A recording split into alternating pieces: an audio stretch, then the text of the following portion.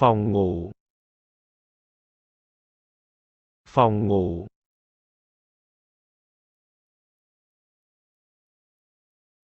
Cái giường. Cái giường.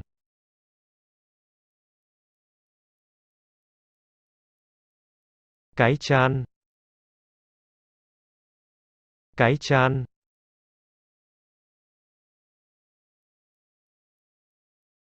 Tủ quần áo. Tủ quần áo.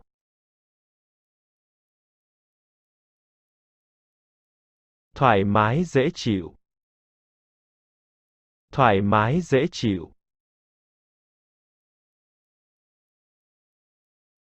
Ngăn kéo. Ngăn kéo.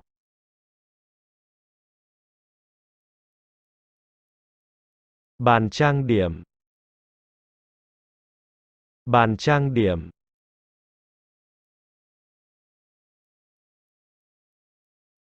Cái đệm. Cái đệm.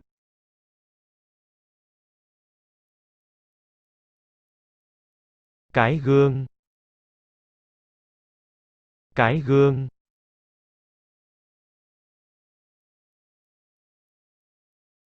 Cái gối. Cái gối.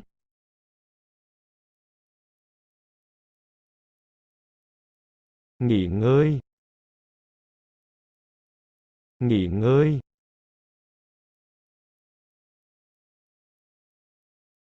Đi ngủ giấc ngủ. Đi ngủ giấc ngủ.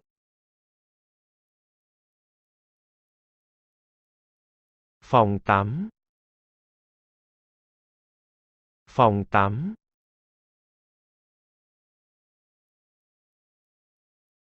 Bồn tắm. Bồn tắm.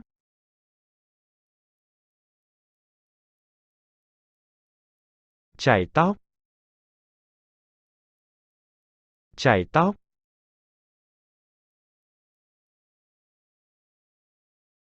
Dầu xả. Dầu xả.